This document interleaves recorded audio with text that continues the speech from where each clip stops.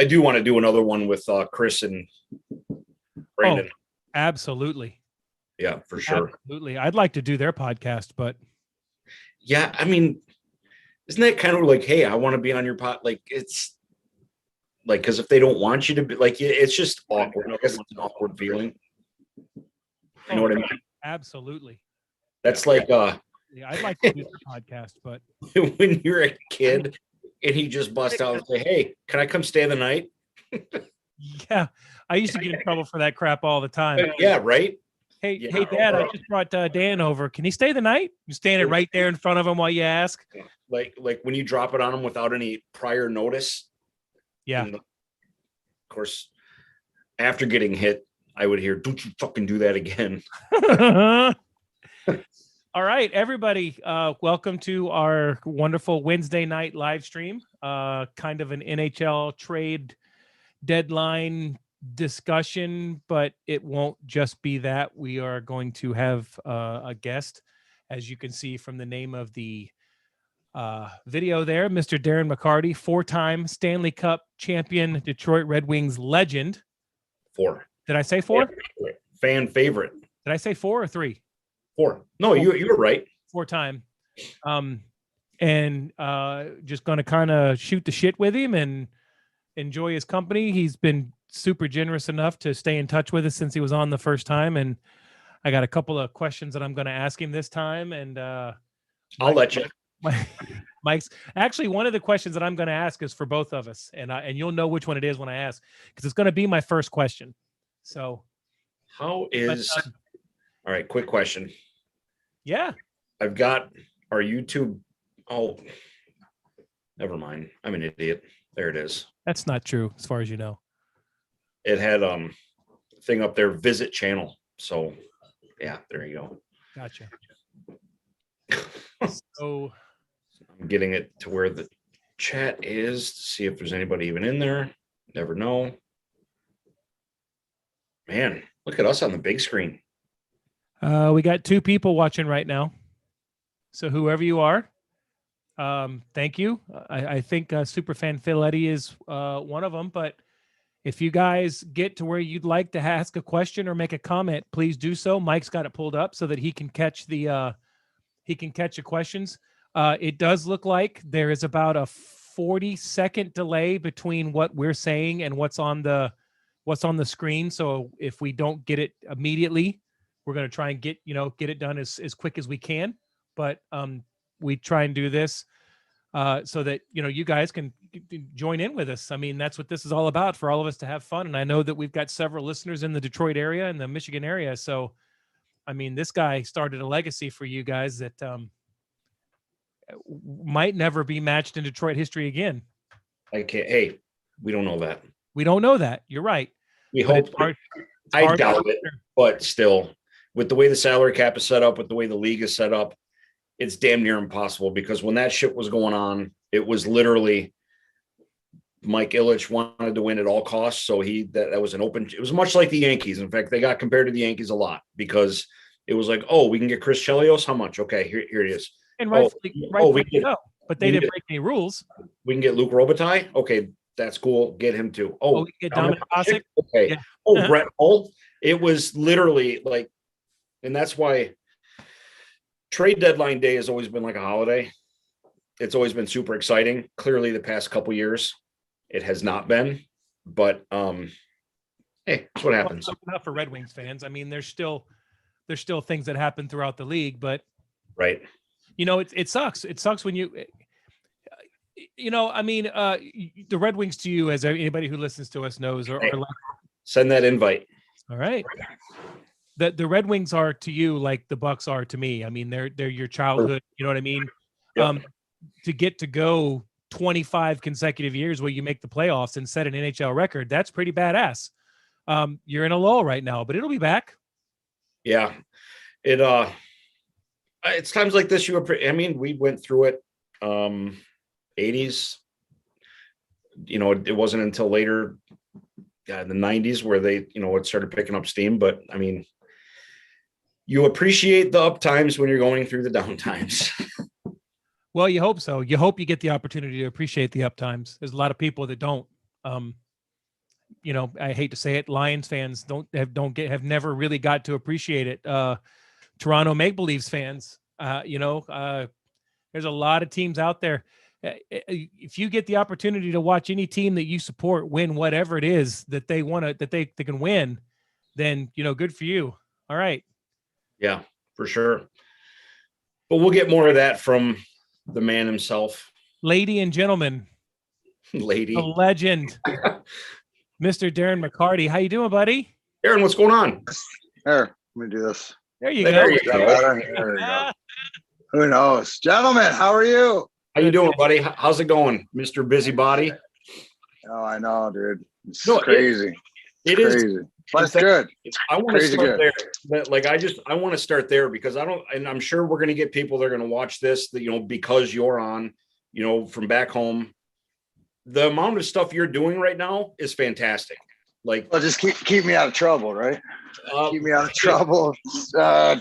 Sorry. Like you said, I literally, between the biggest thing is I joke with reminds me of golfing on Sunday with a buddy and we were talking and another buddy of mine's going, oh, so how's you're back in the workforce and stuff like we're talking and he says, oh yeah, where you work? And I was like, well, 3 to 5 in the afternoon. And buddy that we're golfing with just shakes his head and I go, baby steps. It's me. It's a commitment, right? That's the perfect time for me right now. Ease your way into it.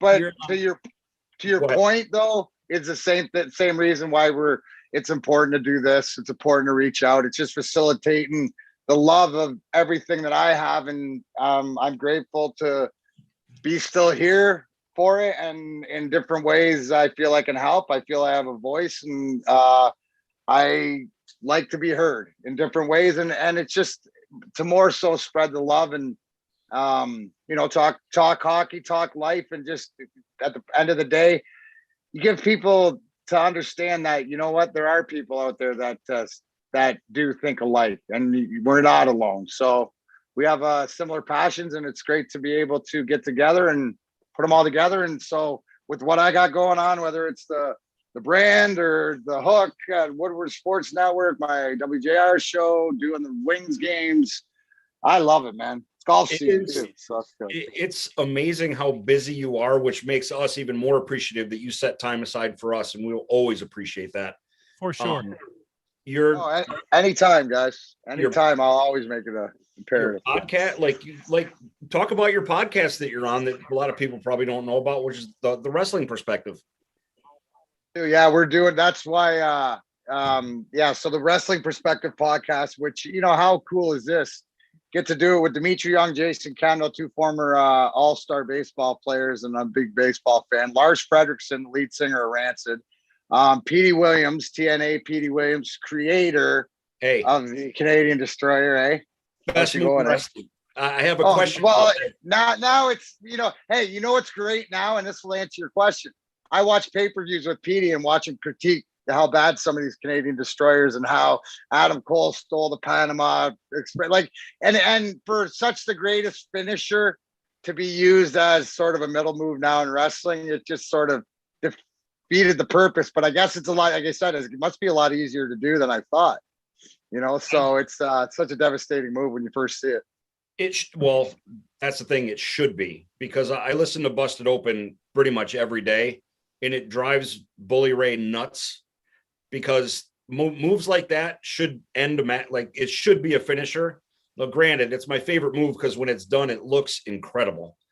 But I saw Penta Zero Miedo do it to Cody Rhodes on the ladder a few weeks ago, which was friggin' like, these guys are so good, right? And you're right. And Bully Ray, God bless him. He but he's old school. Like, that's the guys we grew up with, right? He's like as hardcore. I just did Tommy Dreamer's podcast, which was a huge deal to me, because these are all the guys that we grew up, ECW, all this stuff, like, to listen to him talk about like New Jack and how crazy it really was back then. Well, I guess we sort of relate because 90s hockey was a little bit different too. So everything's evolved. It's a lot of fun, and we'll get to the wrestling stuff, of course, because I had a few questions for you on that. But I was just explaining to Greg, we were talking before you got here about used to be what I'm used to. Trade deadline was like a holiday. Like it was, okay, I'm taking the day off work. I'm going to see who the Wings pick up. This is going to be a run. This is going to be fun. And obviously things have changed a little bit, quite a bit. So now I'm still excited for it, but now it's a whole different perspective. So on your end, like, what are you expecting come Monday? Like how many changes and like, are there any big names that you think that are going to get moved? He leaves, right? You look at the taxi squad move. I mean, am I like just to say there's guys, Cholowski, different guys, which is, preparing to that you could lose. And who are the guys that you're going to lose? The guys that have come in and done exactly what I said last time I was talking to you, to fill the role, to teach these guys the Stalls, the Merrills, a guy like, see, here's the interesting one for me, right? And it's I know that Edmonton's done, but like a Luke Lundin to be able to go and give them that face-off guy, that leadership is something that, in my opinion, this is just me, the 4-time Stanley Cup champion, hockey, this is my hockey brain thinking, is that, it have to be something that you'd willing to lose him for the rest of the playoff run as long as he re-signed. You know what I'm saying? Like that's because he's, if you don't understand, he's such an integral part to that dressing room as far as, Larkin's learning. And I was thinking about this more today because I always got to know the whys, and it makes sense. The Red Berenson boys, they're Michigan Wolverines. There's a certain trust factor in there. So for me, I looked at, they moved a lot of guys to the taxi squad or in between, which usually says that something's going to go on. But if anything, we're sellers. We're sellers all day. Now, do I expect anything huge?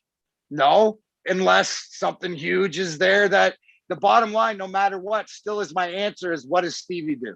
What does Stevie say? And whatever he does is where I go. So I think that there'll be some guys that are moved out. Hopefully we get some draft picks. Hopefully it's something that helps in the future. But I wouldn't be surprised if you see a few guys that get moved, and maybe next year free agents, they sign back. And those are guys like a Stalls, like the Merrills, like the guys that have been solid support guys. Nemeth is also a guy that's well touted as experience. So Jonathan Bernier, obviously with, you hear the stuff, Montreal, different things, but there's definitely interest. So there's interest because even though this isn't the team that's going to take Detroit, there's pieces in there that other teams need to get to the promised land. So, I mean, another guy, just because I know of his experience and I've won a cup with him, well, there's two, but Darren Hellman, Valtteri Filppula. And then you got Bobby Ryan, who's a proven scorer. That is always so. They have the guys on the roster that they can move, that you might see moved, but whatever it does, it benefits the Detroit Red Wings. So I got a quick question on that, because I promised Greg I'd let him talk this time. When you said, I thought he was like Perry. I thought he was like my co-host Perry. He just sits there and you yell at him. You say, fuck you, Greg, every now and then, and like I do Perry. I just wait for my turn. So when you say Glenn Denning, perfectly, best face-off guy in the NHL right now, it's crazy. So in a scenario like that, where you said, okay, he's going to re-sign somewhere, but he's unrestricted after that, so he could very well re-sign next summer. Are deals like that made behind the doors or no? Or is it just kind of all right, we'll call you in a few months when the season's over? How does that work? Well, I don't know, but I would expect it's something that because we're talking about integral part of your culture.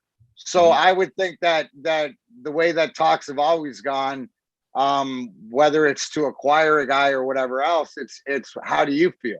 Like what is your mindset? Like there's a difference and that's if, maybe there's an opportunity where you get a return, right? So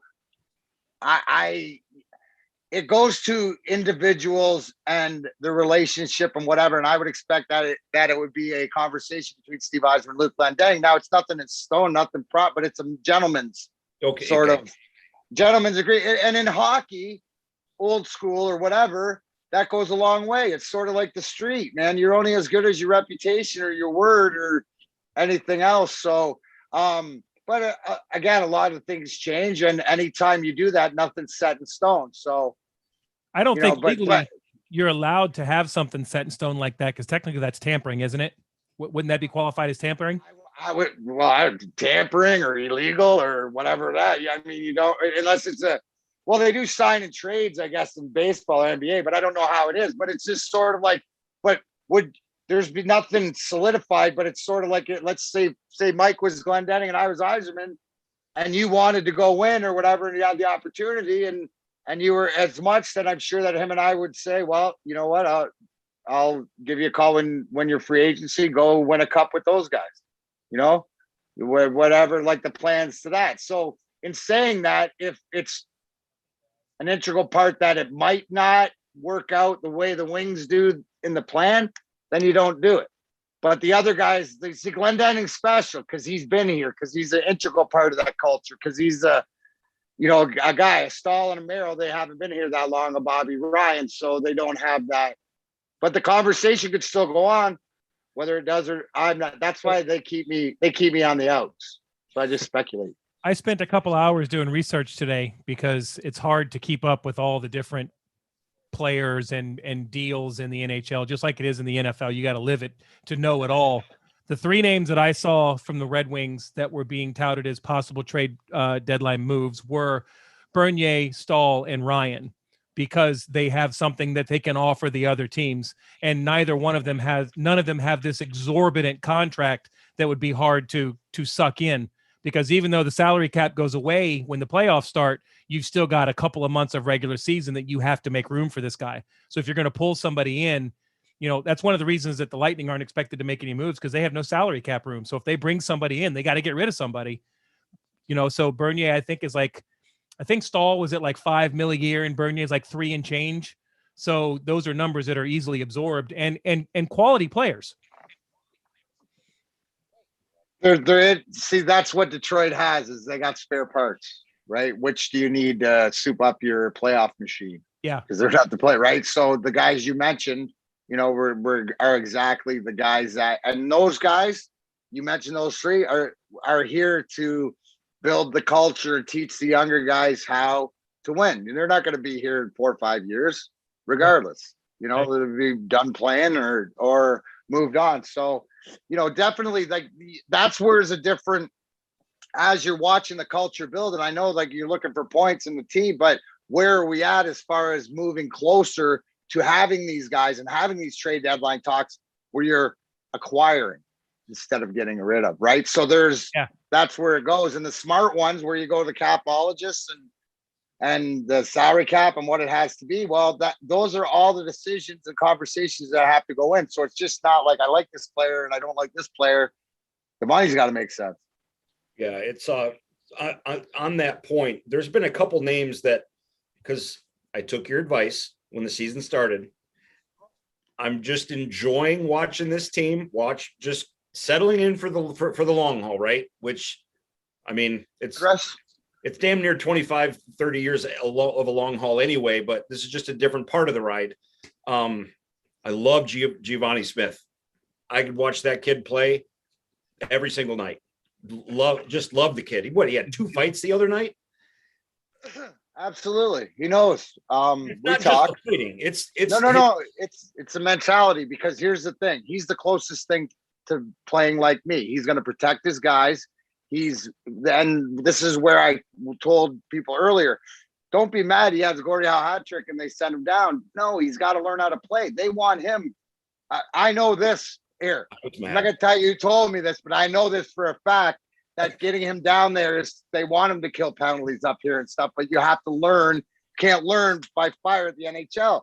You got to learn down there. And plus down there, he's playing 20 minutes a game. He's throwing down there too. So the biggest part is for guys like Giovanni Smith, is he knows that he's an integral part, sort of like, we do things a little bit different, but he's the up and down. He's, be hard in the corners, be hard in front of the net, make that D-man play, stand up for your guys. And that's a guy that I look to be in that lineup, playing that integral part, third line guy, maybe second line guy. You never know, because he's got good hands too. Yeah. And he skates well. He skates well at this level, and he's smart, right? So you can't teach that. Now it's picking up the speed of the game and different things like that, systems, but he'll grow into it because it's about hockey intelligence. And I like his, and you see, he plays his role well, and he knows his role. And guys who play that role, like myself, all we want is look around the dressing room and we feel appreciation. Then we're back out doing it again. We're like dogs. We're easy. Exactly like what you said, though. Like when I watch him play, it's like, Jesus, he's like a brand new grind liner. Exactly how he plays. That style that all three of you guys had, when you guys were together, it just reminds me of that. Greg, what do you got? Okay. So about 3 weeks ago, I was scouring the internet. Thanks, Mike. I appreciate that bone you just threw me, buddy. Wait, your name's Greg and you talk? Oh, okay. Hi, Greg. Hi, Greg. I'm sorry. I thought, for bathroom breaks, I just put the sex doll in the seat and go take care of business. I was bouncing around on the internet and I saw a sports writer from Buffalo had he ranked his the 31 teams in order. He did his power rankings, but his rankings had 32 spots, and he had the Buffalo Sabres at spot number 32. He actually ranked the Seattle Kraken at number 31. What the hell is going on in Buffalo? Because they should be significantly better than they are.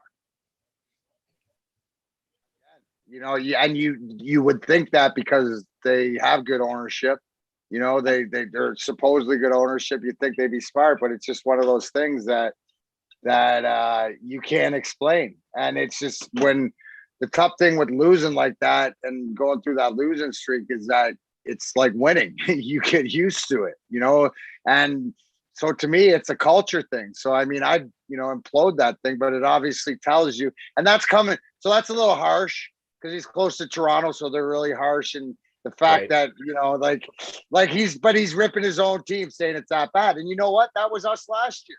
It's friggin' disgusting, right? Like, dude, I couldn't make it through a first period. At least this year, games are close. You know what it is. We don't have the offensive firepower. And I love the fact how Adam Ernie's playing Helm, they're Glendening. That's the line that's established the identity. But when Adam Ernie's your second leading goal scorer with 9 goals and Mantha's only got 10, that's a detriment to your team, not to him. But you know what? You look around the league. So, but it's also, you see the progress. That's what I asked you, Putty. I said, if you took my advice, then you look and you say the progress, right? The progress. And they still do dumb things and whatever, but you see the engagement. You see, Mantha try being more consistent, even with the effort. He had a couple good chances in the first period. The goalie's made some good saves, but it's just, being engaged and just being consistent. And that's what these guys are fighting. So it's easy betting them. I got to figure that they're going to win tomorrow. They win every other one, depending on where it is and stuff. They got off to Schneid beating Tampa in Tampa 10 years. By the way, Steven Stamkos and Victor Hedman are the only two guys that were on the lineup that night for Tampa Bay 10 years ago when Detroit beat them. Darren Helm and Valtteri Filppula, even though Phil's gone a bunch of different places, but they were in the lineup, which just tells you, that's 10 years ago. That's crazy. Yeah, it's that was a beating too. That was an ass beating. The name you brought up that just staying level-headed this season is Mantha. Is that guy? To me, it feels like he should be a 20 to 30 goal scorer, as big and as talented as he is. Granted, support is a big thing, but is it more so the talent around him, or is there something with him this season that it's just like, well, we're losing not as much, but like, is it a mental thing? Is it a support thing? Like, why is he not turned that corner, which it seems like Larkin has? And see, I disagree with you. Okay. I disagree with you because here's the one thing, right? Because I disagree with you. And here's my take on Anthony Mantha. He's a cross between Johan Franzen and Brendan Shanahan. Okay. So the fact and the power forward position in this day's NHL, right? And when he's told not to fight because he's tough, right? But he's fragile, like not fragile, but he's broken his hands and stuff, and you don't want your goal scored. So he's trying to find, right, this year, his confidence. And at different times, you see it in games so he's, and the guys around him, they're trying to figure themselves out. Now, the problem with him is that he's big and fluent, and we know what he can do. So it's the same thing as like Fedorov. Sometimes you don't think he's working or doing as much, but to me, he gets he gets frustrated and down on himself, where it's not, and it's something that he thinks it should be more, but it's also, he doesn't realize it's a learning process where he's got to learn how to be consistent. Right? How to be consistent game in and game out. And the brilliance right now, it's the same thing with the sad thing is, we learned a lot about how this team goes and who their, pulse is, and Bertuzzi, when he's not out. But Mantha's a different one. He's gonna be that guy. I really like him. And it's just the fact of him getting the confidence in who he is. He doesn't know who he is yet, right? We think we know who he is or who he should be or whatever, right? He's trying to still figure that out. But I look to see his engagement, right? Last night I saw it, right? And that doesn't equate into goals, or but it's you can watch players to see if they're fighting through and stuff like that. And it hasn't been the case of that to me. It's been more of him, finding his role moving forward. So, it's frustrating because, you think he should be an Austin Matthews. But again, Austin Matthews is ahead of him. He could be. He shoots it as well as anybody. Moves. Like when he gets going, it cuts in and stuff. And so the thing is, he needs a little bit more finish. And I think he'll figure it out. It's just the way he is, and he's a competitor, right? So he cares, and that's the thing. He gets a bad rap because he's more laid back, and you take that impression like he doesn't care, but he does. It's just he's just a cool cat, man. Well, two things on him, and then I'll let Greg talk. His shot looks like it could kill a man. It's a cannon. His shot is wicked. Golf ball, bro. You should see him hit a golf ball. It's disgusting. I can't even. Disgusting. That big bastard. Does he have to kill more of that shit? Wind up. It's at about 340, 350. Yeah, it sounds about right. And I have, in no means by asking that question, am I on that trade Anthony Mantha train? That's a guy that I don't ever want to see leave the Wings, like Larkin. Like he's one of those guys that I think is part of the pieces that are going to win eventually. But it's just, and I think, true or false, do you think fans get too hung up on goals? All the time, but when you're a team that can't score them, why wouldn't you? I'm hung up on goals anymore. But it's a different league. So it's they get hung up on looking at the box score, or looking at the standings and seeing, he's only got this many goals in this many games, or this. That does never tell the story that if you watch or whatever, because it's chances. Look at this. You know what the most telling stat is? How many shots? How many shots is he getting a game? Brendan Shanahan says your shooting percentage, right?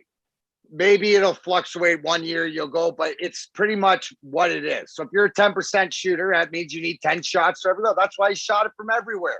And he figured if he had 400 shots, he'd have 40 goals. Well, how many 40-goal seasons did he have? A ton. He had some 50 and whatever. So that's the mentality of not being perfect, but being, and it's Zadina too. It's the snipers, the scorers. Now, to your point, I believe the same as you, Mike, unless there's something too good to be true that 19, the guy in charge, has a different plan. And trust me, he ain't telling us anything unless when he comes out and tells you exactly what he's doing. Right? Right now, we get to do this until he comes to the mic, because then he'll tell you why. Because if you listen, he's E.F. Hutton. when he talks, you listen. He tells you when he came here. This is gonna be a long time, long process. First thing he said. So I'm just telling you, just if you want to enjoy the process and enjoy the journey, I'll let you know when it's time to get fired up or when it's getting closer. And what did I tell you first time? When he gets his goalie. That's always it. And why do I say that? I don't know. Vasilevsky, first round draft trade, 2013, 11, whatever, like that for that's his goalie in Tampa. He built that team. It took them 8 years. Okay, so it's the same sort of thing. I just think that he learns as he goes. He's a pretty smart guy. He's going to do it in 4 or 5. So that's just the way that I see it breaking. But again, then they got to play the game. Forgot about that. We'd have it all figured out. We'd have so many Stanley Cups. We'd have it all figured out. Greg, what do you got? Okay, right there at the beginning, Darren, you said that you like to have the ability to come onto platforms like this because you like to help, and that's awesome because there's not enough people that do that.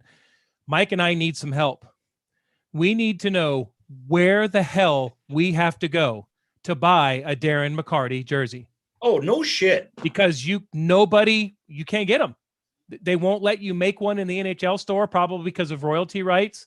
I have never owned a hockey jersey because even though I like hockey, we live in Florida and I hate the heat. I hate the summertime. So I have a handful of football jerseys, but I don't have a hockey jersey because when you wear them, they're hot. I want a hockey jersey and I want a Red Wings number 25 that says McCarty across the back. So you gotta give us some insight on where we can spend some money. All right. I got a guy.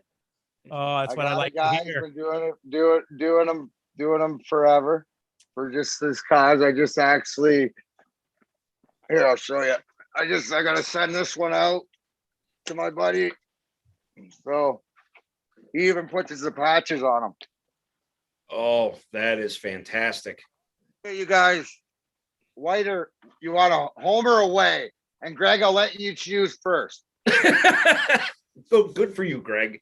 No, I can't do that to my boy because look at you. That was a test. I want Mike to have what he wants. Mike, you want red or white?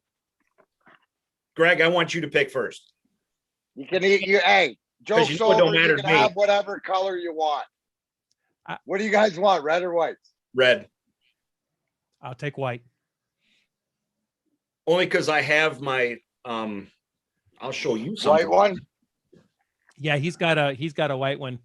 I mean, like I said last time, it doesn't hurt me to be a Red Wings fan, even though I live here, because my father's from Michigan. So before we had teams down here, I rooted for all the Detroit teams at the time. I'm still a Tigers fan. The first Stanley Cup series that I ever watched, actually, I was in the Marine Corps, and I believe it was 96, and you guys lost. You lost one before you won one, right? I got to get that right. It was against the Jersey Devils. Got swept. Lost in 95. And the reason that I saw it was because I had just gotten back from Italy on a 6-month deployment over there for the Somalia stuff, and I missed the entire football season. And I was jonesing for sports. And I got back in February, and it was the heat of the race. And they were showing late February, so I missed the Super Bowl too. But they were showing all the hockey playoffs, and I'm like, oh, holy fuck, the Red Wings are in it. This is fantastic. So I was pulling for you, but that was kind of where I started really enjoying hockey. And then, of course, when the Lightning showed up down here, it made it a lot easier. But I mean, it doesn't upset me to be a Detroit fan. It upsets Mike because I have to root for the Bruins too, because all my wife's family is from Massachusetts. But I know. See, this guy's listen. That's why you're smart. That dude. Oh man, come on. That's the thing. You can't wear anything maize and blue in this house because I married into the Sparty family. So I mean, it's like whatever. I mean, you got to do what you got to do. Right. Listen, there's pros and cons. Pros and cons to everything. I'm Darren McCarty, and I can't wear Michigan shit in my house. Hey, Darren, you come down here, I'll hook you up. I got maize and blue for days. I'll be all right, bro. I'll be fine. It's all good. So hey, real quick, Darren, I want to read something. We had somebody post here, and we actually kind of have a super fan of the podcast who's a very incredible guy. His name's Philip. What's his name? His name's Philip Eddy. Where's he from? He lives there in Michigan. Where's he live at, Mike? In Waterford. He's the one that I was telling you about. You took time to talk to his daughters when they were sick at the hospital. This Okay. this is what he just said. I could listen to D-Mac talk all night. So many great memories and history. Best ever. Always my favorite. So I just wanted you to know that he said that about you. Well, I appreciate that. Like I tell all you guys, I'm a battery and you guys are my power. And it's just, it's that connection. And like I said, it's to my job in the next part. My job's done when they start getting good, right? Because then we got to switch to a whole different kind of suck. And that's getting close to the pinnacle and then falling down. You so graciously brought up our first Stanley Cup trip that we lost in 95. No. You've been there for the while, Greg. How I'm thinking the whole time going, this mother, how am I gonna? He's dropping Somalia and he's dropping like he was helping kids, and then he was dropping like he's very good, right? You got Perry could take so many lessons from you.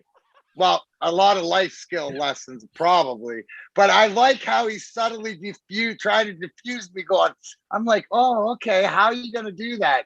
Does that happen to you a lot, Mike? You don't even know. But hey, speaking of the Tigers, how about Akil Yabba Dabba Doo? Yabba Dabba Doo, right? Hey, Yabba Dabba Doo. In fact, I got mine's not even here. I got the camel one. Check that out. Oh, nice, pretty English. I got that. I got to show you that, Darren. Okay, you'll recognize this. So, in that magical year. Okay. Oh, okay, that one. I could not get this jersey without the patch. And then earlier that year, right? It was that horrible summer. Jersey.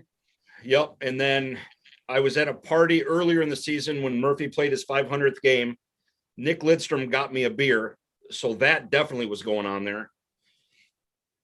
And when you're a fan like I am, you're never going to get traded. So you put your own name on it. I've had this jersey since the parade of 97. That is tighter than tight. That's all. That is awesome. And obviously because, you're fandom, but to get back to my point. So now it's our job, right? Because we know what it was like during that time. And even Greg, to the point of picking up the hockey and from afar, that the fact to get on that train. Well, that's coming back. Yeah. There's no word. I just don't know when, right? But it is going to be here. So what I want is, we know what's coming. It's preparing the younger ones that weren't around, right? So the 24 and younger of why, or the ones that were really young and don't really realize the culture, because it's the Wing Wheel Nation. It's lack of a better term, it's a cult. It's a cult of greatness and something to be proud of. And whether you put the jersey on and stand on the ice, whether you put a jersey on and stand in the stands, whether you put a jersey on with your own name on the back of it and you're watching from another state, from another country, it doesn't matter. We're all the same. We're all part of the wing-wheeled nation. And to me, that's the family. And the family, not when you play and you're involved and in your career and all that stuff, and all this, but you don't really realize the gravity of how many people that you either have or can touch because of their love. And I, just because I played and I had all these and I put everything out there, and you could say that, bar none, how much I love being a Red Wing. Well, that's not any greater than if you tell me you have the same amount of love as a fan. Great. It's the same thing as my son. He loves hockey. He actually, my son Griffin just got hired as the UCLA men's hockey coach. So that Division II. So he's on his game. So he started, like, that was the conversation I had with him when unfortunately he ran into the concussion problems and sort of derailed his hockey career. But the kid loves the game as much or more than I do. And he's always stuck to it, been around it, and he's put himself in that position. So I know that his first priority is the next 2 or 3 years to try to get them Division One, and who knows? But it's great. I'll sit back and support him any way that I can, but I'll enjoy watching him on his journey and then mooching tickets off him if he ever gets a coaching job. So it's all good. There you go. I got one more that you'll appreciate that I picked up because I just couldn't not get it. Look at that. 86er? Or that's a Canada Cup one. Yeah. That's a friggin' dude. Correct. That's the 6'5" Hamilton. Yeah. It was so cool. It was on Amazon. I'm like, I have to get that. It was like $35. How do I not get that? Right? I made the same face you just made. Holy shit. Is that right? And I made the same face when he showed it to me. Bye. Put it up for $350. Yeah, shit. If I could get someone to bite on that, sure. Why not? Hey, you know what? Work on your Wayne Gretzky autograph, bro. Hey, I'll start studying. Hey, Darren, I got a question for you, man. I always ask oddball questions because I hate when I see reporters on TV ask really stupid questions. Like, how do you feel now that you just won? And we hate stupid questions. I know. And I know that lots of times they're limited, but I want to ask you this. Other than when hockey players at your level, I know that it's probably a little different when we're talking like the younger guys and maybe at the level, no disrespect, Mike, at the level you played, because it's not your job and it's not what you're going to be doing hopefully for the next 20 years. When it comes time to drop the gloves and throw knuckles, other than Claude, is there a grudge afterwards, or is it just like, hey, we're done, fist bump, I'll see you in 5 minutes? See you in the bar later for a beer. Yeah. You got me good that night. Oh, man, you hit me here, dude. Yeah, no, it's never personal. Usually, unless it's made personal. Like, that's what made that review and the way that it ended up and the way that it played out. It's, Hollywood. To be able to get absolutely cold cock the biggest villain in maybe hockey history, at least since I've been alive, and get that revenge and stay in the game and score the overtime goal. That's the kicker to the story. If we don't win the game, it's not, and the fact that I scored, but we needed to win the game more important than beating the crap out of him. I would have got him on the golf course. I would have gone to his house, and we would have got him. Trust me, we would have got him. But the good Lord played it out where now I get to live off it and just celebrate 24 years later, which, by the way, I did a sit down and I broke it down, that 20-minute YouTube on Woodward Sports Network video where it's the first time that I did it. And I was happy the way it came out. So it's amazing. You got the just. Greg, you need to watch it. It is fantastic. Nice job on that, Darren. So it's literally just like we're pissed off. We're gonna punch it out, and then we're gonna just come back and get some hockey. We could be mad at each other, right? Because we're just like you're playing sports and you get PO'd and then you go at it. Or I take exception because you hit one of my guys a different way. Maybe the momentum of the game, we're down 2-0 and you need a spark. There's another one. Then there's also ones like where you have respect. See, the respect is when the guys is like when the guy or you're up and you have a guy like Paul Cruz in Calgary who I loved him. Speaking of Buffalo, he played in Buffalo too, but tough lefty too. And line up next to me, we're up 5-1. He goes, "Hey, I'm trying to stay in the lineup, man. Can I get a fight?" And I'm like, "Absolutely, let's go," and punch each other in the face. And then go to the box, and it's like, "Thanks, man." And it's like you do that for guys you respect, or whether you know them or not, that if they play the right way. And other guys you won't fight.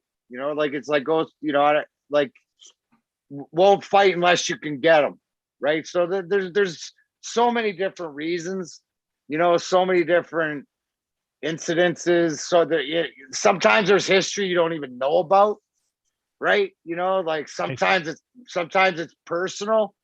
Like I don't, and here not so much in the NHL, but like in junior. No, guys.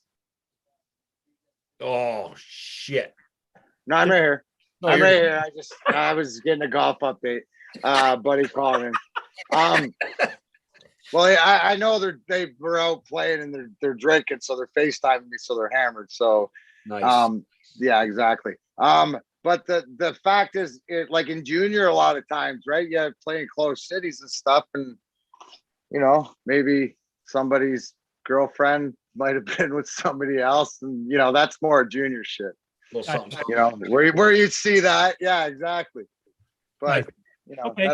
that's high school stuff, or I guess for us. That's what I figured. It'd be a little bit different at the lower levels because you don't have as much. Well, it's more towny, right? Yes. The lower levels is more smaller. You know what I mean? It's more, and it's not like very even more so in the minors. So it all depends. But I would say 95% of the time, it's not personal. I think a good example of that, and correct me if I'm wrong, Darren, if I screw this up, I'm going to feel like a total tool. Probert and Koser did not want to go, but they realized it was so big and everybody wanted it so bad, they just decided to go. Is that right? It was more or less that. See, here's the thing, right? And this is why that was the reason Joey was there in the lineup or whatever. So Proby knew whatever like that. And not that they wanted to, but they knew that was it, right? Right. In hindsight, but that's where it goes for the teams. But that's what it's almost like if they didn't, then they would lose respect for each other. You know what I'm saying? Like that's exactly what it was there. And those two being the Bruise brothers and stuff, I don't know between them if there was ever, who's tougher. I never got that. Gotta have a t-shirt. I tell you, I'd rather fight Proby because I don't mind, bleeding and being bruised, but I don't want to die. Like Joey will kill you. Yeah, geez. That's when it gets scary, when the guys that can like end your career with a punch, then you got to worry about it. And that's just the different guys, then there's a bunch of them out there. Yeah. And it was, I think I told you this last time. I got the pleasure of meeting Koser once and shook his hand. And I was like, it is just like shaking a bear paw knuckle. It was a hammer. You can't even, well, the only thing more lethal it's proven is Thor's axe. Yeah. Okay? You go. Then Joey's right hand is Thor's axe. That's it. Sounds about right. It's the same thing as there's only one bigger pacifist in life than Igor Larionov, and that's Gandhi. That's it. There you go. So the fact that he started the March 26th shit with Peter Forsberg, you know what? Talk about friggin', like a fast. That works. Was ever a player that you would not guess that started that whole thing, it was Larionov. That's for sure. He's 20 in the roster, and you would have picked Ozzy as a backup goalie before Iggy. Yeah, right. But actually, Greg, that's a good point, because speaking of the dumb questions, like I'm sure you get asked all the time the same shit. So I had a couple that I just wanted to ask you just for fun, just to see. So when you came into the NHL, you get in, was there ever that first hit or punch and you're like, holy shit, this ain't juniors anymore? Like, wow, that hurt, or that really stung, or that was like, this is a different level. Like, did you ever have that one moment or no? I knew I was with the big boys and stuff like that, but it was, I was told my whole life of why I wouldn't make it as to why I would. So the fact that when I got there, I felt like I deserved to be there. And it didn't matter what punch in the face. Yeah, guys are big and strong and you got to learn how to fight. But I remember my first exhibition game. It was actually the year I played in Adirondack. And I actually scored in the game, and I fought Jerry Fleming, who was like 6'4", about 220, and he didn't kill me. Right. It was like I had 45 majors in the minor fighting men. You know what I mean? It was like, that was never a deterrent other than, my first, here's where it was. When Sean Cronin picked me up in a fight behind the net and got my arm stuck and dropped me on my shoulder, and I dislocated my shoulder, my arm behind me, when a grown man picked me off my feet and like a rat like that. Yeah, maybe that was one, but it was like, okay, but knowing me at the time, it was like, I made it, or I'm here. Yeah, I got some monster throwing me around, separating my shoulder. Cool. I'm in the NHL. It didn't matter. I didn't care. That was never it. You know what, Mike? And it's more like as you get older and you get more sensible or the knowledge or whatever, then you realize, it's more to at the end of it's like, man, this is a job. You don't, oh man, I got to go and fight this guy. Or, you know what I mean? It's you don't have the same jam. Right. But that I'm sure we all go that in all of our careers. But again, it's, but it was always different because for us, and think about it, we just had to get prepared for playoffs. Right. Dude. And that's, dude, I didn't miss playoff game, until like 2009. But you know what I'm saying? During the heat of it all, that was it. Right. That was what we prepared the whole season for. That was the grind line. You try to score 10 goals in the regular season. Drapes had a great year one year. I got 15 or 19. But hey, that's awesome. But it ain't about that. It's about, are you ready to shut down their best line in the playoffs, the best in the league? And it's absolutely bring it on, because we're not supposed to. Yeah. Right. We're not supposed to. So I love that. Again, just like growing up, keep telling me why I can't. I'll keep shoving it up your ass. Yep. Which is the best mentality to have, period.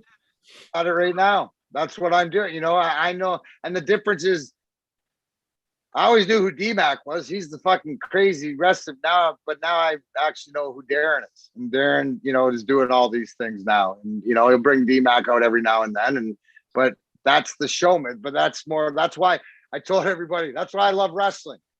Because it never lets me down, because somebody's creating storylines. So it's not real. So if I don't like it, and I like it, but again, my reality is I watch, WWE's the dictatorship. That's Vince McMahon. I mean, it's a joke, but it's also too, the entertainment value need to follow, but you know what it is. So if I'm invested in AEW, the Forbidden Door, because I know a lot of these guys, and and they at 40, in their late 40s, 50 years old, they're having the time of their lives. So how can I not?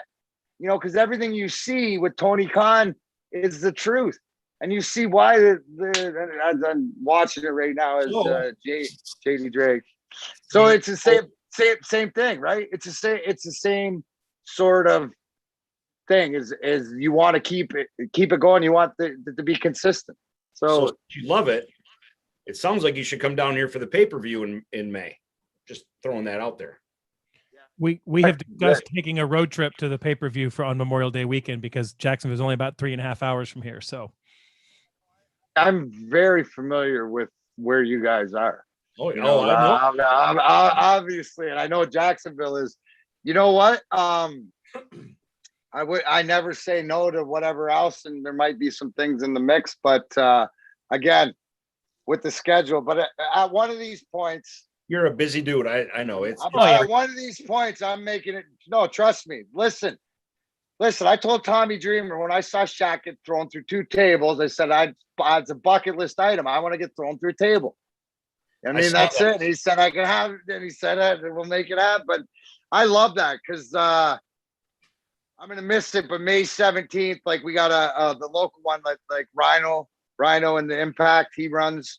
So a lot of the Impact guys will be here. Rajid and Trey Miguel, they all wrestle out of here. Johnny Swinger, all those guys. So it's a good time. So they're getting it back going here and stuff. But yeah, I'm not against it, dude. I'm not against it. I love everything they got going.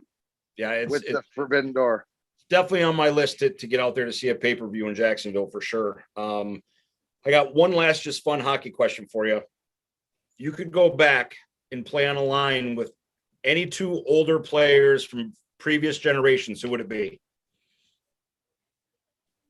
Favorite guys, Terry O'Reilly and Rick Tocchet. Really? Okay. Hey, I knew one of those guys. I know who one of those guys is. Oh, really? Yeah, those are my 2 favorite. Yeah, Terry O'Reilly, right? So yeah, Rick we're gonna beat the shit. Tocchet. Oh, you knew Rick Tocchet? Yeah. Oh, I thought he knew O'Reilly because of Boston. Way to throw a curveball. Oh, well, no, I wasn't a Boston fan back then. I wasn't a Boston fan until I got married to my wife. We've been together about 15 years. So that's when the Boston came in. But Talk is just a name I knew because, you didn't get the coverage back in the late 90s and the early 2000s like you get now, with the social media and the internet and all that stuff. It was you kind of had to be a star. Thank God. That's why we're having this talk on a hockey. We're not doing it from fucking jail or something. Right. Fair enough. Fair enough. Greg, you got any other questions? Yeah, we had your buddy Dominic from S Bucket Comics on a month and a half or 2 months ago. He's a really nice guy. It was a very fun interview. He told me to ask you which version of Final Fantasy you're currently playing.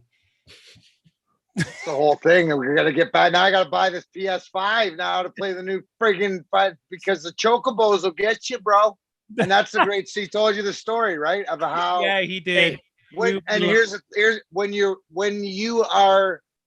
This is what I am going by, right? Because this has happened so much, and it might happen in other people's worlds, and it doesn't matter positively or negatively. But when you're on your path and you're down your path, and the world gets smaller, right?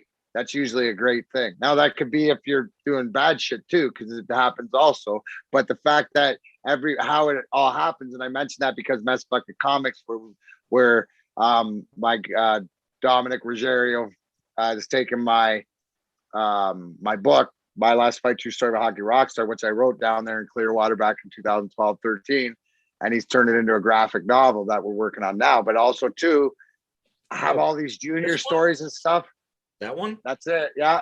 And then Donnybrook, right? So Donnybrook is the greatest. And it's the greatest because we're amassing different teams and of celebrity stuff, So I have the Burnaby Blazers, which are a bunch of pot smoking lumberjacks from Western Canada, right? You got best jersey in the league. Yeah. You like that, eh? Yeah, I created it. You just got to see all the different shit I got coming out, guys. Like from different, but it's about the people. At the end of the day, it doesn't matter what it is, and 99% of the time, it's not about the people, or it is about the people. It's not about the product, right? So everything that I rep, you got to know that it's the people that are around it. So it's the same thing as why you always see if you're part of the Grind Time family, man, you're in for life. You know what I'm saying? That's the way it is because it's about the people, and Dom's one of those, and he's which gives me a great access to the wrestling world, the Comic-Con world, the comic world, all the different stuff that the Final Fantasy VII world, all that stuff, which I'm interested and excited in, and it's just another way to facilitate things that you love, and I love it because I know that I'm not the only one. So, right. So we have fun. He might have mentioned that if you gave him the proper air quotes donation, you might get to win the first cup in the Donnybrook line. He just wanted to throw that out there for you. His office is open. How about? Yeah, exactly. His office is open for business, and you watch. Hey, did you watch how the NWA movie went when they went into the office of the guy and smashed all the records and stuff like that? Yes. Yeah, we can do it a bunch of different ways. Dom knows that. Dom knows that. What's going to happen is somebody else going to pay him for the first Donnybrook Cup, right? I'm going to take half, and then I'm going to backstab in the book in the final, and I'm going to zing him some other way, and then bang, and then there you go. Give him a slew foot. It ain't about the championships. You know what? We'll see what it is. But my first question to him was, then how much do we gotta pitch in to be an expansion team? I mean, shit, I'm ready to go. Did he tell you my roster? That so all my guys, right?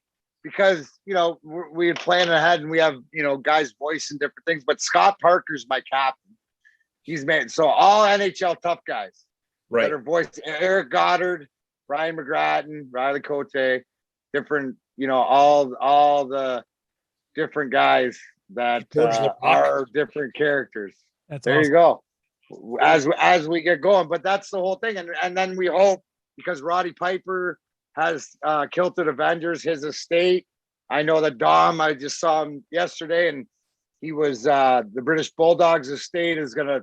They're talking about adding a team. I know they're in talks with a bunch of the wrestler guys. So it's a different avenue, and you know why? Because comics and cartoons, they never get old, right? And they're the perfect spot for the story. And this is the freaking like R to X rated hockey book, right? Where all the stories that had to come out couldn't go to die. They had to change the names to save the innocent, but based on the truth. Hey, yeah, and I went to order a couple copies of each issue so we can, put a couple up for a contest for a month. But I got to get with Dom because there were some problems on the website as far as checking out. But yeah, it's that stuff is going to be on the way as soon as I can get with him to figure out how to get it purchased because I don't have a PayPal or use PayPal. But it's I'm supposed to have excited to read it. I think they're supposed to have some representation at that WrestleCon that we were talking about, Mike. Unfortunately, Mike can't go this weekend because of family obligations, but me and my cousin, who's a monster wrestling fan, because WrestleMania is here this weekend, obviously, as you know, we're going to go over to the WrestleCon convention, and Messbuck is supposed to have something there. I'm going to find him, and I'm definitely going to be coming home with something special. Yeah, that's cool. Tom is there. He's driving down and flying back, but I saw him yesterday because I sent him with a bunch of stuff, so nice. to sign some things. So yeah, it's always exciting. And who else? Like damn, that sounds like a blast. Can't wait to things get back to somewhat normalcy, and we can get out and about and all this time away. I think because here's the beauty, and I don't know if you got, but what I've learned during this during COVID, during this last year and a bit and whatever, is that really it's my passion for wrestling, and that's mine,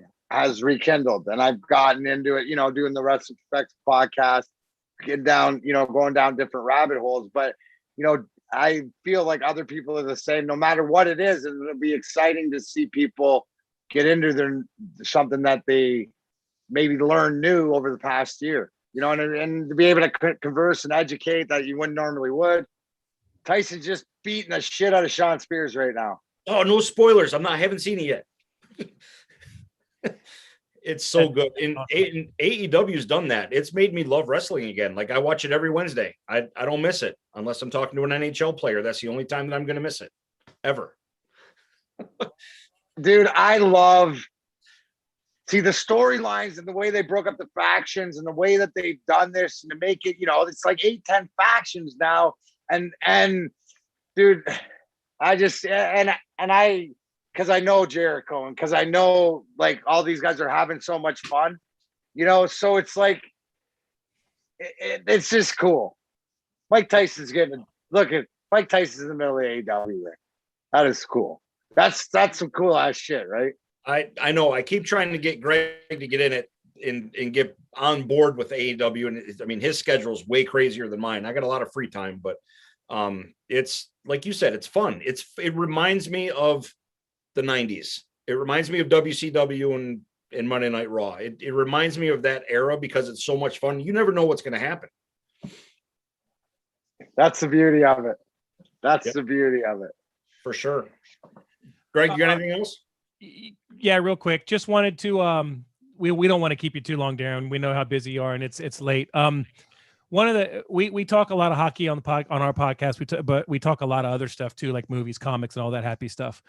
Mike and I both genuinely have a love for movies and television. It's sad, but we like. There's not much we don't like, to be honest with you. What I wanted to ask you is, if you're going to come home in an afternoon and just relax, and you wanted to put something on that you're just going to have fun watching, what are your go-to movies? Something that you've seen? Do you watch stuff a lot? Do you watch stuff over, or are you constantly watching new stuff? You know what? I'm always watching wrestling.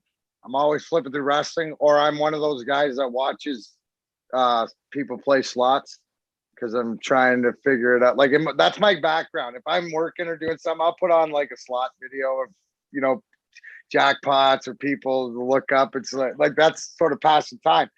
Movies though, like if I'm gonna see I'm into the documentaries. I'm into like learning about like real life I'm more apt to go into history, Okay. right? The history, like time,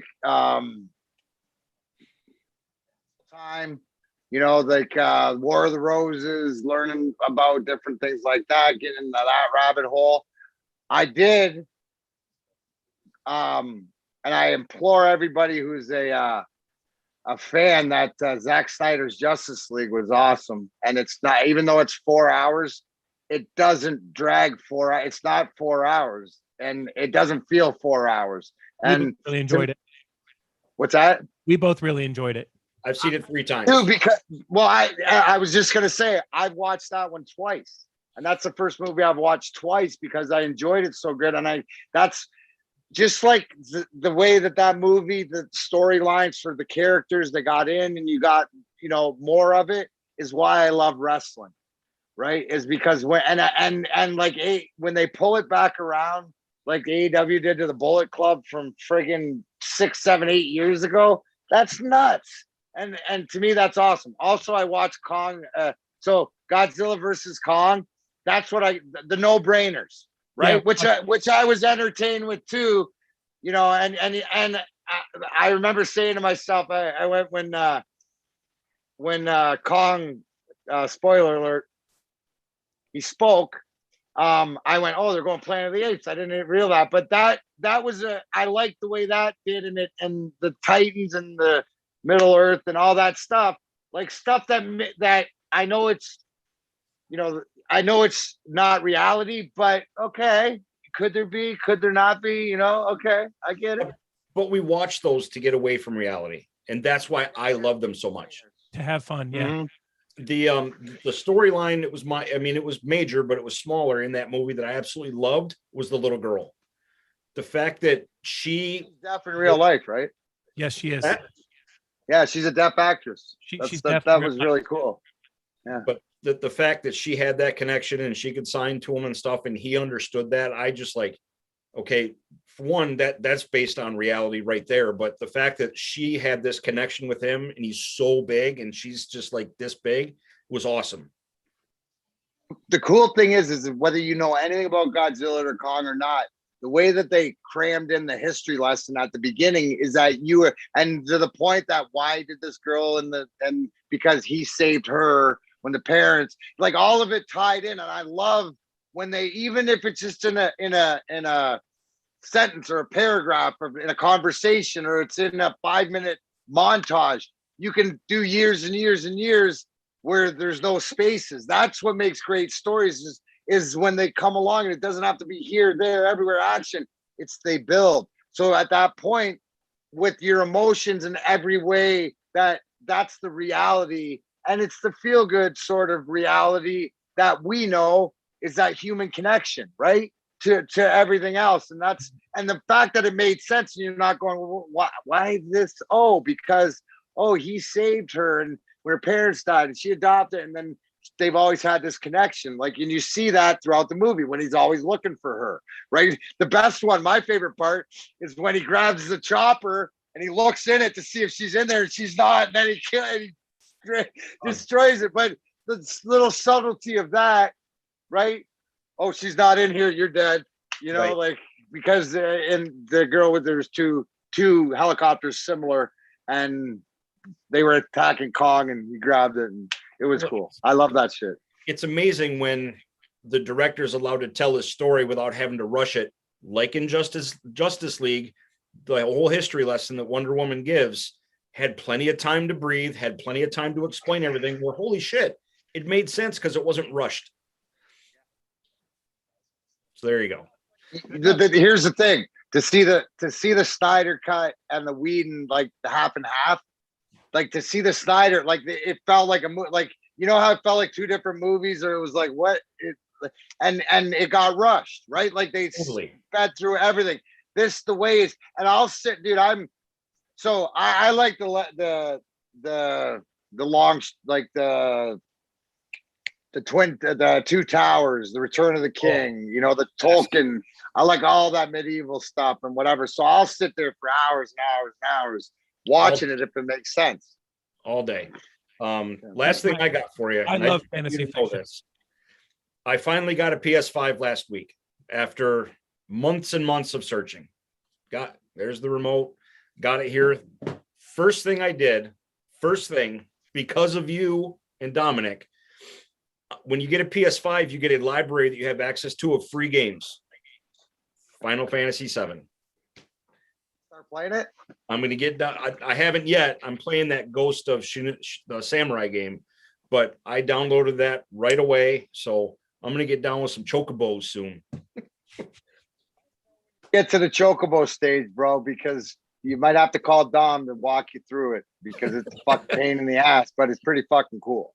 So yeah, especially if you can breed the gold ones. On your recommendation, I just wanted you to know that I have that game and I'm going to play it. You're going for an adventure. Seven was the big one. 7 was the one that I think everybody and their brother played.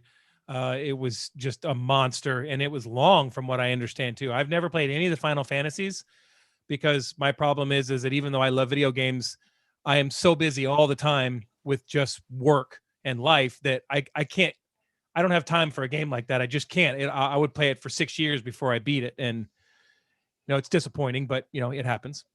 Yeah. Life does get in the way. Yeah. Bills get in the way. Life's not that bad. Paying the bills is what gets in the way. Suck too. But yeah, I mean that's, you got anything else, Craig? Nah, man, just if you've got if you'd like to, yeah, I'm just getting over COVID.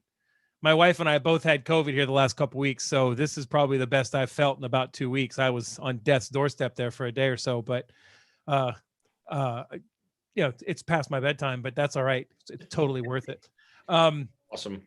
Anything that you want to tell people about, Darren, where they can listen to, or something you want to pitch, or you just want to say hi, or? Yeah, so I'll try to push everything, Darren. Tell everyone where to find. So DarrenMcCarty.com is where you probably is the first place to start. I know that we just we got a whole bunch of new merch we're launching. The e-commerce store for the CBD roll-on, which can ship everywhere. So everywhere in the world. Yeah, okay. Because CBD and CBN and the CBs are governed by the FDA, so it's under the food, and so you can ship it across the world. And when it's it meets the specification, and that's my hippie blend. I created that, and I swear by that.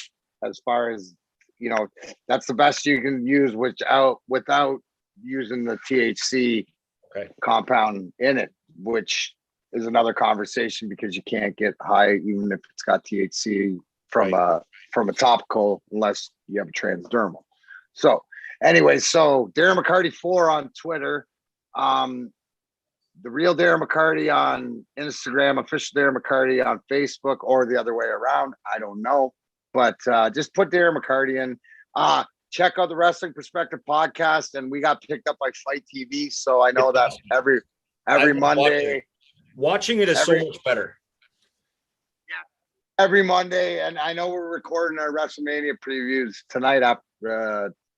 So I missed, and that sucks to me. Like you're talking about late, because we don't record those at 10:30, 11 at night, and sometimes like being busy and stuff, and I missed out on some cool interviews that I think the guys just did Frankie Kazarian, and they did the Butcher. He's awesome. Yeah, he's Andy. Yeah, he's just the ageless wonder. It's really cool, to get to hear the insight behind them. I mean, we had MJF on, and that was great. Dude, it's awesome. And what's even great though is that, and here's the thing why I'm a huge fan is because the kid he gets it, right? He gets it, but he's exactly not that, right? Like you don't want to break his stick, but you can see why everybody behind, but he's got the way he flips off kids, and he will not break character for nothing. And I think he's a heel for the next 50. Like he's so good. He's good. Wait till you see what went down tonight, bro. Because that's my favorite thing. He doesn't work as a face, if you ask me. It wouldn't be the same. because that's as face as it gets. It's sort of, like he's not like, it's sort of Jerry. Everybody hates him because it's always like, where's the shoe gonna fall? Where's the shoe gonna fall? And the way that that faction's gone with FTR and Tully, and you got Wardlow and Sean Spears, and all that, it makes sense because they're all sort of like dicks like that. You know what I'm saying? Like that sort of mentality. It all makes sense where And the inner circle's what they are. Yeah. And you watched. This is going to end with, at a pay-per-view, MJF versus Jericho. It has to, right? And here's the one thing, right? This is what we're seeing is probably at 20% of what the storyline is. Yeah. So this storyline won't end till Christmas. I love it. So what I'm saying, and it's sort of like, that's a great way to end it, buddy, because that's a great way to tie it all in with the Red Wings. Just watch it to enjoy it. You know where it's going to go to. You know what it's going to get to. So you just look for signs on the way. And for me, it's like you said about the movies or TV or video games to be entertained. Man, I don't have to like the storyline, but if it makes sense and I'm entertained, you got me here. And you know what? AEW is doing something right. They just added a Monday show. They got Dark on Tuesday. They got Wednesday. So I'm excited. And, then you got Kenny Omega. Like, you got Kenny Omega versus Rich Swann. It's crazy. Which anybody who doesn't know, Rich Swann's the Impact, a whole different company altogether that they've crossed the line. So I think it's awesome. I'm lucky though. I got Doc Gallows on speed dial, so he gives me he fills me in. Not before, after. That looked good.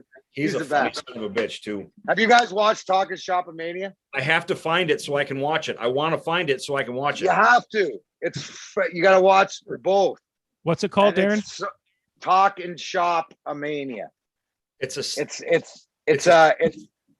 spoof on the wrestling by all the wrestlers, and it's friggin' hilarious. The best one was the Rhino, Tommy Dreamer, and I forget who else in a softcore match. So it was all stuffed animals and pillows, and because they've been hardcore matching all their lives and bleeding on each other. Now they're freaking hit it's so funny and it's so good. That's great. I can't recommend it more. So if we're using wrestling metaphors, basically the Red Wings fans right now are the good guy getting the shit beat out of us, and it's all about the struggle, and the payoff will be down the road at a pay-per-view, right? You're gonna get some back and forth, think about it. They've had some stinker games, but they've bounced back, and they're winning and then losing and then winning and then losing. You don't see like we have. It's about progress. Every time I see it, you see progress. Obviously, trade deadline's huge to see what we're building for. But again, you're putting the pieces together. That's all you're trying to do, is trying to guess what he's thinking. Right. I wanted to say earlier, but they are. You can't look at that team and base them this year against last year solely on their record, because they are a much better team than they were. Yes, they're not winning a lot yet, but they're a better team. They're playing better. They're smarter. They're not making the stupid mistakes. They're just not loaded with top end talent yet. And it'll come. It'll come. They've got a really solid nucleus, I think. And to me, the biggest addition for them this year was Bernier. I think he's playing out of his mind, to be honest with you. And they played really well in front of him. As of late, they've played better in front of Thomas Grice. But he hasn't been the problem. Yeah, no. So, but here's the one thing: they're becoming a team that teams don't want to play. Last year, everybody wanted to play them. Go get your points. Now they're close games. They play them hard. They don't quit. So, and that goes to their coach, and it goes to their want to play for their coach. It's not about the W's. It's about, if Steve Yzerman thinks that these are the right guys for the job, then these are the right guys for the job. Period. So it's an audition, basically. Who wants their jobs? And everything's open. You can earn your ice time. Earn your ice time. For sure. That's all, and that's the way it should be. Well, thanks a lot, Darren. I we can't thank you enough. I mean, as busy as you are, which is awesome. I watch all your stuff. The Hook is entertaining. I mean, it's a damn good sports show. I mean, of course I'm a homer, but yeah, it's coming. And the one thing is it's about the people and just trying to, as you start something new, no matter what it is that you're going to have your ups and downs, but we're all working together, because the best part, and this will be the exciting part as things start opening up and get downtown, because we showed it the opening day. It was so awesome. And how cool is it to be me opening day in Detroit, to get happy birthday sung by a bunch of the fans that I don't know, and to be able to broadcast down there. And that, that's the little things that I really, really appreciate. And then I got to go get real high with Trick and watch his movie. Oh, check it out. He's probably releasing his movie on the end of the month. It's called The Last 24. Fucking get it, dude. It's fucking hilarious. He directed it. The Detroit product placement, and it's funny for me because it's all guys I know, right? But it's like a